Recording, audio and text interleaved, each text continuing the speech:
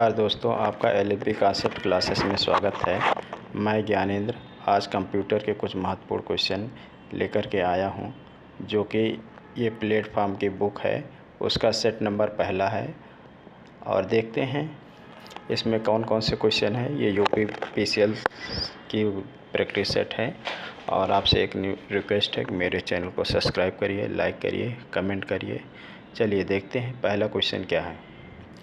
Computer के भौतिक घटक को क्या कहते हैं, ये आपको बताना है। पहला ऑप्शन है प्रोसेसर, दूसरा ऑप्शन सॉफ्टवेयर, तीसरा ऑप्शन हार्डवेयर और इनपुट डिवाइस। तो बताइए कंप्यूटर के जो फिजिकल कंपोनेंट्स होते हैं उन्हें क्या कहते हैं। तो उन्हें कहते हैं हार्डवेयर कहते हैं। और अब देखते हैं प्रोसेसर क्या होता है। तो प्रोसेसर वो होते हैं जैसे जो सिस्टम को जो है आगे प्रोसेस करने काम करते हैं, वो प्रोसेसर कहलाते हैं। फिर इनपुट डिवाइस दो तरह के होते हैं, एक आउटपुट होता है, एक इनपुट होता है। इनपुट डिवाइस में माउस आ जाता है, ट्रैक बॉल आ जाता है, स्कैनर आ जाता है, जॉयस्टिक आ जाता है, लाइट पेन आ जाता है, वेब कैमरा आ जाता है, डिजिटाइजर आ जाता है। इसी तरह आउटपुट डिवाइस में कौन कौन से आ जाता है। और तो आउटपुट डिवाइस में मॉनिटर है, प्रिंटर है, प्लॉटर है, प्रोजेक्टर है, स्पीकर है, स्पीच सिंथेसाइजर है। अगला क्वेश्चन लेते हैं, क्वेश्चन नंबर दूसरा। निम्नलिखित में से कौन ऑपरेटिंग सिस्टम नहीं है। जो ऑपरेटिंग सिस्टम नहीं उसको आपको आंसर देना है। क्वेश्चन नंबर दूसरा, पहला ऑप्शन है विंडो, दूसरा ऑप्शन है लिनक्स, तीसरा ऑप्शन है ओरेक्स, चौथा ऑप्शन है डॉस डॉस। तो इसका आंसर बताइए कौन सा ऑपरेटिंग सिस्टम नहीं है। तो इसका आंसर हो जाए ओरेकल। ओरेकल जो है ये ऑपरेटिंग सिस्टम नहीं है। इसका आविष्कार 1977 ईस्वी में लॉरेंस एलिसन ने किया था। किसने किया था? लॉरेंस एलिसन और उनके दोस्तों ने किया था।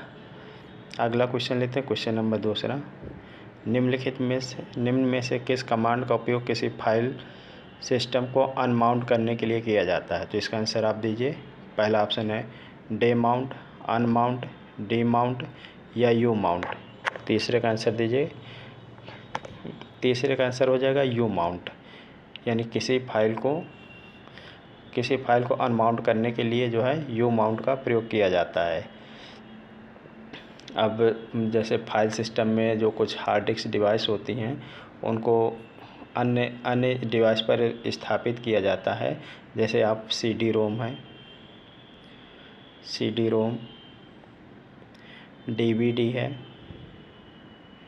डीवीडी है, फ्लॉपी डिस्क है, यूएसबी ड्राइव है, ये आदि जो हैं इनको क्या किया जाता है, अन्य डिवाइस पर स्थापित किया जाता है और इसके लिए यू माउंट का प्रयोग करते हैं। क्वेश्चन नंबर 4 लेते हैं। रूलर को छिपाने या देखने के लिए निम्नलिखित में से किस मेनू पर जाना चाहिए। जिस मेनू पर जाना चाहिए उसका आंसर दीजिए। पहला टूल्स मेनू, इंसर्ट मेनू, व्यू मेनू या एडिट मेनू।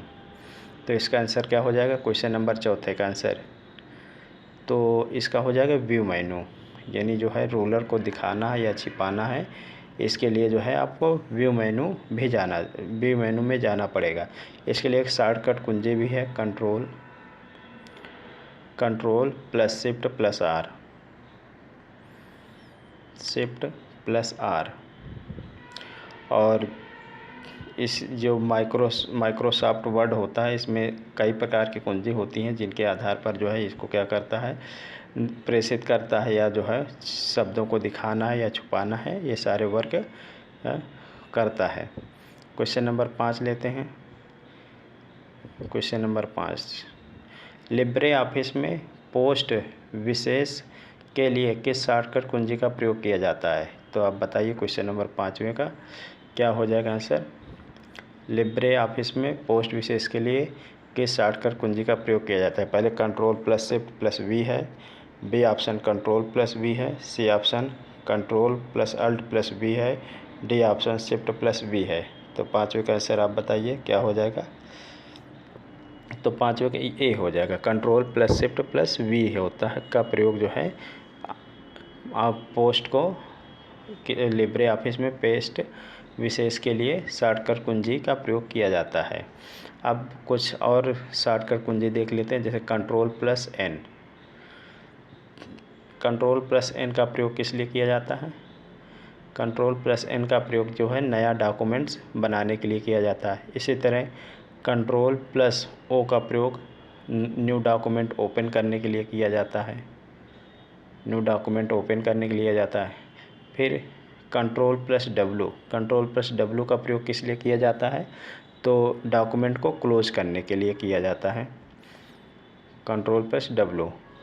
और अब एक शॉर्टकट कुंजी और देख लेते हैं। अगली शॉर्टकट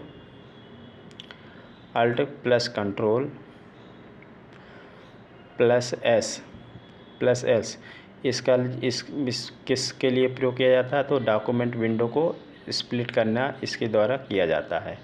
क्वेश्चन नंबर 6 लेते हैं।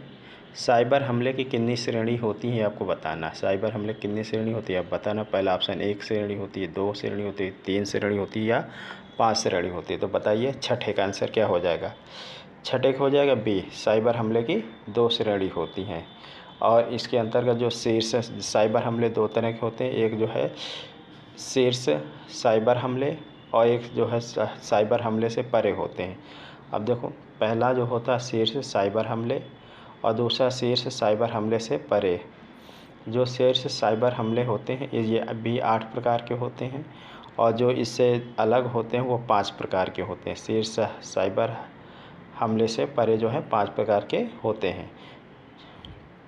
इसके 8 के नाम एक बार सुन लीजिए, जैसे रैंसमवेयर है, मेलवेयर है, फाइललेस अटैच है, फिशिंग है, मिट्स है, malicious apps, Daniel of services है, जीरो डे शोषण है।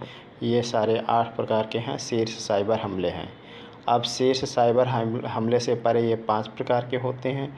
जैसे पहला है DNS ट्यूनिंग, दूसरा है DNS शॉपिंग और तीसरा है DNS इंजेक्शन और jail breaking and routing OS exploit. ये हो गए आपके शीर्ष हमले से परे। क्वेश्चन नंबर 7वां लेते हैं। यह आर्टिफिशियल इंटेलिजेंस का एक अनुप्रयोग है। अब बताना है किस लिए यह अनुप्रयोग है। पहला ऑप्शन वित्त है, दूसरा ऑप्शन डेटा सुरक्षा है, तीसरा ऑप्शन ऑटोमेटिव उद्योग है और चौथा ऑप्शन उपयुक्त में से सभी। और वीडियो अगर स्लो चल रही है तो आप इसको स्पीड में करके देख लीजिएगा। आगे देखते हैं। क्वेश्चन नंबर 7 का आंसर दीजिए। आर्टिफिशियल इंटेलिजेंस का प्रयोग किस लिए किया जाता है? तो इसका वित्त के लिए भी प्रयोग किया जाता है, डेटा सुरक्षा के लिए किया जाता है, ऑटोमेटिव उद्योग के लिए किया जाता है, यानी इसका आंसर हो जाएगा डी। आर्टिफिशियल इंटेलिजेंस का जो आविष्कार किसने किया था? तो जॉन मैकार्थी ने किया था। जॉन मैकार्थी ने जो है आर्टिफिशियल इंटेलिजेंस का प्रयोग किया था और इसमें जो कृत्रिम भाषाएं होती हैं उनका प्रयोग किया जाता है। जैसे कुछ कृत्रिम भाषा है पाइथन है,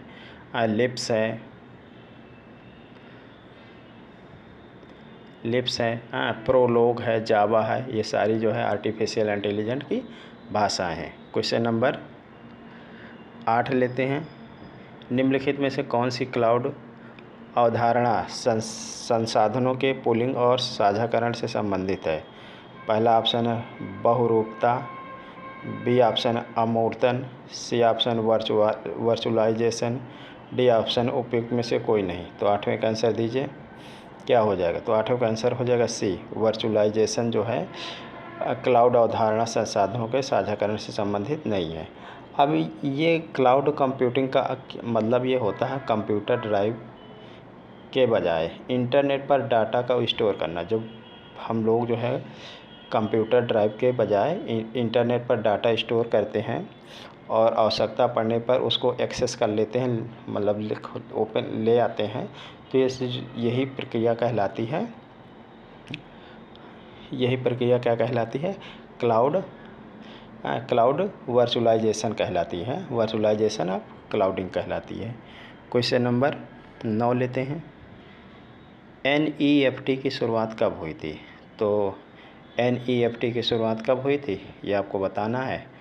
और कुछ ऑप्शन देख लेते हैं। ऑप्शन जैसे 2005 है, सितंबर 2005 है, अक्टूबर 2005 है, नवंबर 2005 है, दिसंबर 2005। अच्छा, ऐसे क्वेश्चन तो का अगर एग्जैक्ट आपको डेट महीना पता है तभी आप कर पाएंगे, और ऐसे क्वेश्चन तो बहुत परेशान करते हैं, क्योंकि अगर हमें सिर्फ सन आगे पीछे दिया होता तो थोड़ा गेस कर लेते हैं। अगर डेट सन सेम दे देता है और डेट अलग अलग देता है या महीना अलग अलग देता है तो एग्जैक्ट ही आंसर मालूम होना चाहिए। चलिए देख लेते हैं क्वेश्चन नंबर 9 का क्या आंसर हो जाएगा। तो नवंबर 2005 में NEFT की शुरुआत हुई थी। अब यह NEFT क्या है? क्या NEFT? तो ये पैसा ट्रांसफ़र करने की एक सुविधा है। ये 24 घंटे 365 दिन हमेशा ओपन रहती है, और इसमें जो है 50,000 रुपये एक बार में भेज सकते हैं। कितना? 50,000 रुपये एक बार में भेज सकते हैं। IFSC कोड आधारित ये सुविधा है। दूसरी एक सुविधा क्या है इसी का पार्ट इसी के से है RTGS जो है सुबह 9 बजे से 4 बजे तक ओपन रहता है। इसमें वर्क कर सकते हैं। इसमें 2 लाख जो है एक बार में भेज सकते हैं। 2 लाख एक बार में भेज सकते हैं। और 2 लाख से 5 लाख तक 2 लाख से 5 लाख तक भेजना है तो 30 रुपये, मतलब इसमें कुछ टैक्स लगता है। हाँ, यानी जो RTGS का प्रयोग किया जाता है बड़े बड़े लेन देन में किया जाता है। फिर दूसरा एक है IMPS। इसमें ये भी जो है 24 घंटे 365 दिन ओपन रहता है। ये 2 लाख, अधिकतम 2 लाख इसमें जो है हम लोग क्या कर सकते हैं, लेन देन कर सकते हैं, अधिकतम 2 लाख। और इसमें पैसा तुरंत ट्रांसफ़र करते हैं तो तुरंत दूसरी पार्टी को प्राप्त हो जाता है। आगे देखते हैं क्वेश्चन नंबर 10। क्वेश्चन नंबर 10 क्या कह रहा है? नेट पैड का प्रयोग करके बनाए गए प्रलेख में वर्तमान समय और दिनांक प्रविष्ट करने के लिए किस शॉर्टकट कुंजी का प्रयोग किया जाता है? नोट पैड का प्रयोग करके बनाए गए प्रलेख में वर्तमान समय और दिनांक प्रविष्ट करने के लिए किस शॉर्टकट कुंजी का प्रयोग किया जाता है? पहला ऑप्शन है Ctrl + F5, दूसरा option Ctrl Shift + F5, F6, F5। तो 10वें का आंसर दीजिए, क्या हो जाएगा? 10वें का आंसर हो जाएगा F5। अब देखिए कुछ और कुंजी हैं जिनका एक बार देख लेते हैं। जैसे Ctrl + H, Ctrl + H का है, इसे फाइंड और रिप्लेस के लिए प्रयोग किया जाता है। इसी तरह Ctrl + राइट एरो का प्रयोग किस लिए किया जाता है? तो कर्सर को राइट तरफ ले जाने के लिए Ctrl + राइट एरो का प्रयोग किया जाता है। क्वेश्चन नंबर 11 लेते हैं। ई-गवर्नेंस सेवाएँ कब शुरू हुई? ये आपको बताना है, ई-गवर्नेंस सेवाएँ कब शुरू हुई। तो ये ऑप्शन है 2007, बी ऑप्शन 2006, 2007, 2010 और डी ऑप्शन है 2009। तो 11 का आंसर दीजिए, क्या हो जाएगा? ई गवर्नेंस सुविधाएँ कब प्रारंभ हुई? तो इसका हो जाएगा ऑप्शन 2006 से ई गवर्नेंस सुविधाएँ चालू हुई थी। अब ई गवर्नेंस को सरकार बढ़ावा देती है। इससे क्या होता है, गवर्नमेंट टूल बिजनेस है। ई गवर्नेंस के टाइप क्या हैं? टाइप ऑफ ई गवर्नेंस के टाइप हैं गवर्नमेंट टू बिजनेस, दूसरा क्या है, government to citizen, government to employees और गवर्नमेंट टू गवर्नमेंट। ये सारे इसके उदाहरण हैं। क्वेश्चन नंबर 12 लेते हैं। आप मेरे चैनल को सब्सक्राइब करिए। कोई सजेशन है तो बिल्कुल दीजिए, आपका वेलकम है। आगे क्वेश्चन लेते हैं। क्वेश्चन नंबर 12, फेसबुक मैसेंजर एक डैश उदाहरण है। अब फेसबुक मैसेंजर किसका उदाहरण है आपको बताना है। पहला ऑप्शन है सोशल नेटवर्किंग का, साइट नेटवर्किंग का, इंसैट मैसेजिंग का और नेटवर्क का, उपरोक्त में से सभी। तो 12 का आंसर दीजिए, क्या हो जाएगा? फेसबुक मैसेंजर किसका उदाहरण है? तो इसका आंसर हो जाएगा बी, स्टैंडिंग मैसेजिंग का ये उदाहरण है। आगे क्वेश्चन नंबर 13 लेते हैं। सोशल नेटवर्किंग पहली बार कब लोकप्रिय हुआ? तो आपको बताना है सोशल नेटवर्किंग कब पहली बार लोकप्रिय हुआ। पहला ऑप्शन 1997, 1999, 2003 और 1998। तो इसका आंसर आप बताइए। इसका आंसर क्या हो जाएगा? क्वेश्चन नंबर 13 का आंसर दीजिए। तो ये 1997 यानी ए ऑप्शन इसका सही हो जाएगा। अब सोशल नेटवर्किंग के जो आप इससे समझते हैं ये क्या करता है। आप जो है सोशल नेटवर्किंग से आप जो है अपने दोस्तों, सहकर्मी हैं या कोई कस्टमर है उनसे जुड़े रहने के लिए इंटरनेट का सहारा लिया जाता है और इंटरनेट के सहारे माध्यम से हम सब लोगों से जुड़े रहते हैं। और कुछ जो है सोशल नेटवर्किंग के उदाहरण हैं, जैसे फेसबुक है,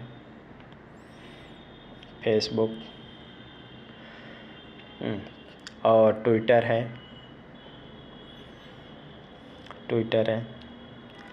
और लिंक्ड इंस्टाग्राम है।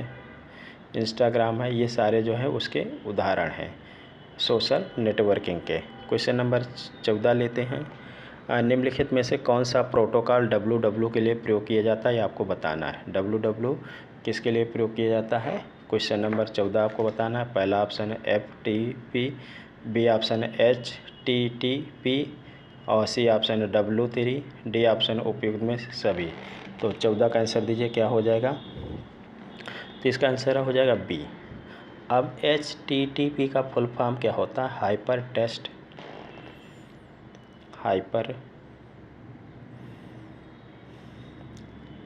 Test markup protocol. Hyper test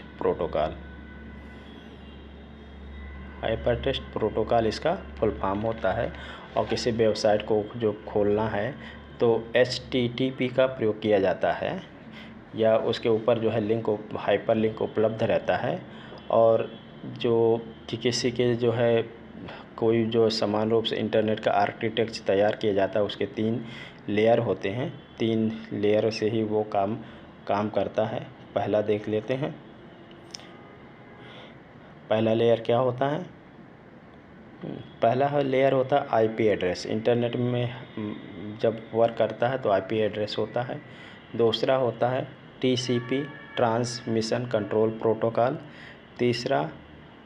तीसरी लेयर होती है एप्लीकेशन लेयर। ये सारे जो है वेबसाइट के 3 लेयर होते हैं और इसी से हम द्वारा अधिकांशतः किसी साइबर अपराध को तुरंत पकड़ लेती है पुलिस या क्राइम ब्यूरो। नेक्स्ट क्वेश्चन लेते हैं। एक वेबसाइट से दूसरी वेबसाइट पर जाना क्या कहलाता है? अब एक क्वेश्चन नंबर 15 का आंसर दीजिए। एक वेबसाइट से दूसरी वेबसाइट पर जाना क्या कहलाता है? पहला डाउनलोडिंग, ब्राउजिंग, अपलोडिंग, अटैचमेंट। 15 का आंसर दीजिए। जब एक वेबसाइट से दूसरे वेबसाइट में जाते हैं तो उसे ब्राउजिंग कहते हैं। क्या कहते हैं? ब्राउजिंग कहते हैं। और ब्राउजिंग का वो जो है कोई लक्ष्य है उसको पढ़ने के लिए प्रयोग किया जाता है। अब डाउनलोडिंग क्या है? डाउनलोडिंग के बारे में देख लेते हैं। डाउनलोडिंग या अपलोडिंग में ये डाटा फाइल को एकत्रित किया जाता है या भेजा जाता है। ये सारा काम जो है डाउनलोड और अपलोडिंग का दोनों का काम है। अटैचमेंट क्या है? किसी हम मेल है या इंटरनेट के माध्यम से हम क्या करते हैं, कोई फाइल जो है जोड़ देते हैं या दूसरे को पास भेज देते हैं। ये अटैचमेंट का वर्क होता है। क्वेश्चन नंबर 16 लेते हैं। क्वेश्चन नंबर 16 स्मृति मेमोरी भंडारण की इकाइयों में एक जेटाबाइट किसके बराबर होता है? इसका आंसर दीजिए। एक जेटाबाइट किसके बराबर होता है ये आपको बताना है। पहला ऑप्शन है 2 की पावर 70 बाइट, 1024 मेगाबाइट या 1024 पेटाबाइट। अब ऑप्शन है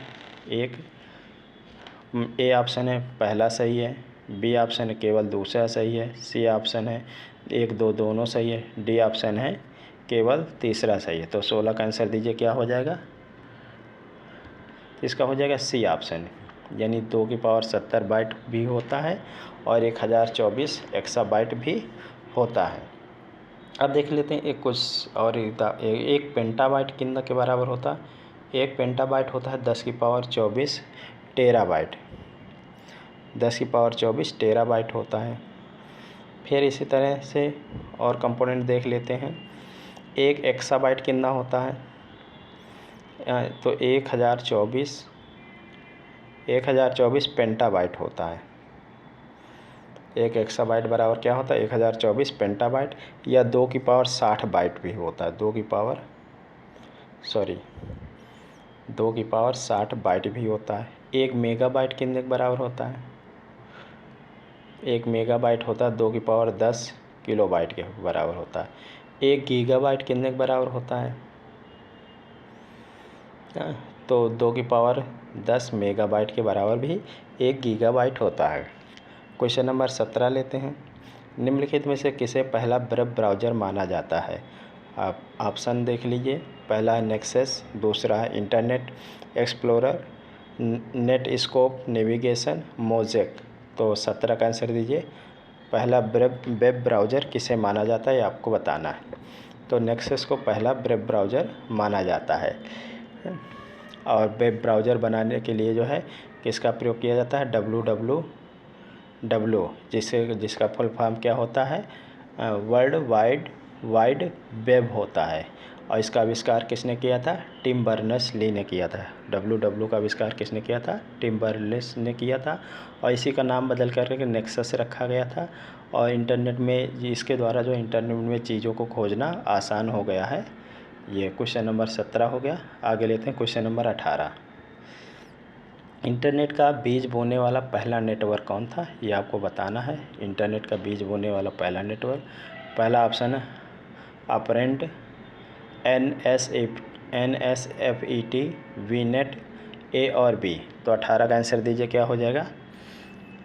तो ये इसका आंसर हो जाएगा ए। 18 का हो जाएगा ए ऑप्शन। अब 1969 ईस्वी में ही जो है अमेरिका का रक्षा विभाग ने ऑपरेंट का नामक एक नेटवर्क बनाया था। और इसको 4 भागों में बांटा था। कितने भागों में बांटा था? 4 कंप्यूटरों को परस्पर जोड़ा था। और फिर इसी के बाद थोड़ा सा और विकास किया 1972 ईस्वी में। 1972 ईस्वी में इसमें जो है 23 नोड्स के साथ इसका प्रसारण हुआ, और जिसके कारण इंटरनेट का आविष्कार हुआ। 1972 में 23 नोड्स के साथ इसका प्रसारण हुआ और इंटरनेट का निर्माण किया गया। क्वेश्चन नंबर 19 लेते हैं। संयुक्त संकेत में निहित आवृत्तियों की संख्या को क्या कहते हैं? पहला सिंगल स्ट्रेथ, बी ऑप्शन है सिंगल वेट, और डी ऑप्शन है सिंगल विथ, और सी ऑप्शन है सिंगल विथ, डी ऑप्शन है बैंड विथ। तो 19 का आंसर दीजिए, क्या हो जाएगा? संयुक्त संकेत में निहित आवृत्तियों की संख्या को क्या कहते हैं, आप बताइए। तो इसका हो जाएगा डी। अब जब संयुक्त रूप से कुछ फ्रीक्वेंसी को इकट्ठा करते हैं तो उसको बैंड ब्रेथ बोलते हैं। अगर जैसे मोबाइल है, उसका कम्युनिकेशन बेहतर बनाना है, मोबाइल का कम्युनिकेशन बढ़िया बनाना है, तो वीडियो का आउटपुट प्राप्त करना है तो जो है विड हार्ड होनी चाहिए। क्या होनी चाहिए? हार्ड होनी चाहिए। इस तरह बैंड ब्रेथ को कंप्यूटर से जोड़ने के लिए स्विचिंग का प्रयोग करते हैं। ये क्वेश्चन नंबर 19 का आंसर हो गया। और मेरे चैनल को आप अपने प्यारे हाथों से सब्सक्राइब ज़रूर करिएगा और आप मेरा सपोर्ट करिए। आगे देते हैं। दस्तावेज़ को खोलने और बंद करने के लिए हमें निम्नलिखित में से किस मेनू पर जाना चाहिए? पहला ऑप्शन है file menu, B option insert menu, C option है व्यू मेनू, और डी ऑप्शन एडिट मेनू। तो 20 का आंसर दीजिए, क्या हो जाएगा? अगर कोई दस्तावेज़ को खोलना है या बंद करना है तो किस मेनू पर जाना चाहिए? तो आंसर हो जाएगा ए, फाइल मेनू पर जाना चाहिए। अब यही जो जैसे पैराग्राफ होता है उसको इंडेंटिंग करने के लिए किसी मार्जिन पे वाइट स्पेस का इंसर्ट भी किया जाता है। क्वेश्चन नंबर 21 लेते हैं। सामान्य प्रयोजन अनुप्रयोगों और विशेष प्रयोजन अनुप्रयोगों को संबोधित करने के लिए विशेष रूप से डिज़ाइन किए गए प्रोग्राम को क्या कहा जाता है? अब प्रोग्राम को क्या कहा जाता है? पहला ऑप्शन है प्रबंधन सूचना प्रणाली, बी ऑप्शन है system software, C option application software, D option इनमें से कोई नहीं। तो बताइए क्या कहा जाता है? तो इसका हो जाएगा एप्लीकेशन सॉफ्टवेयर। अगर मतलब सिंपल कोई वर्क करना है उसके लिए जो है जो प्रयोग किया जाता है वो एप्लीकेशन सॉफ्टवेयर ही किया जाता है। अब जैसे ऑपरेटिंग सिस्टम के बिना कोई एप्लीकेशन सॉफ्टवेयर नहीं चलाया जा सकता, तो इसके लिए क्या है, ऑपरेटिंग सिस्टम होना ज़रूरी है। अब ऑपरेटिंग सिस्टम का ये क्या है, जैसे हम लोग वीडियो चलाने के लिए वीडियो प्लेयर का इस्तेमाल करते हैं, कुछ लिखने के लिए माइक्रोसॉफ्ट वर्ड का इस्तेमाल करते हैं, ये सारे ऑपरेटिंग सिस्टम के उदाहरण हैं। और एक एग्जांपल और है, लिनक्स है, यूनिक्स है, विंडोज़ है, ओएस है, ओएस है, ये सारे जो है इसके उदाहरण हैं। क्वेश्चन नंबर 22 लेते हैं। पहली पीढ़ी के कंप्यूटर का मुख्य घटक क्या था? पहली पीढ़ी के कंप्यूटर का मुख्य घटक आपको बताना है। पहला है वैक्यूम ट्यूब, एकीकृत सर्किट, ट्रांजिस्टर, उपयुक्त में से कोई नहीं। 22 का आंसर दीजिए, क्या हो जाएगा? तो 22 का आंसर हो जाएगा ए। पहली पीढ़ी के कंप्यूटर का मुख्य घटक क्या है? Vacuum tube. अब उत्तरी अमेरिका में इसे इलेक्ट्रॉनिक नली और यूके में इसे तापानिक वाल्व भी कहते हैं। वैक्यूम ट्यूब को उत्तरी अमेरिका में इलेक्ट्रॉनिक नली और यूके में तापानिक वाल्व भी कहते हैं। अब प्रथम पीढ़ी के जो कंप्यूटर थे उनमें मशीन लैंग्वेज का प्रयोग किया गया। स्टोरेज के लिए किसका प्रयोग किया गया? तो मैग्नेटिक ड्रम का प्रयोग किया गया। क्वेश्चन नंबर 23 लेते हैं। यूपीआई पिन कितने डिजिट की होती है? पहला ऑप्शन है 7, बी ऑप्शन है 4 से 6, सी ऑप्शन 3 से 5, डी ऑप्शन है 5। तो इसका बताइए क्वेश्चन नंबर 23। तो इसका आंसर हो जाएगा बी ऑप्शन। यूपीआई पिन 4 से 6 डिजिट का होता है। इसे यूनिफाइड पेमेंट इंटरफेस भी कहते हैं। और यूपीआई पर पैसे भेजने की क्रिया को पुश कहा जाता है। क्या कहा जाता है? पुश कहा जाता है। धन्यवाद दोस्तों, आज इतने ही क्वेश्चन है। अगला इसका सेकंड पार्ट लेके आऊँगा मैं बहुत जल्द। और मेरे चैनल को सब्सक्राइब करिए, लाइक करिए, कमेंट करिए। धन्यवाद।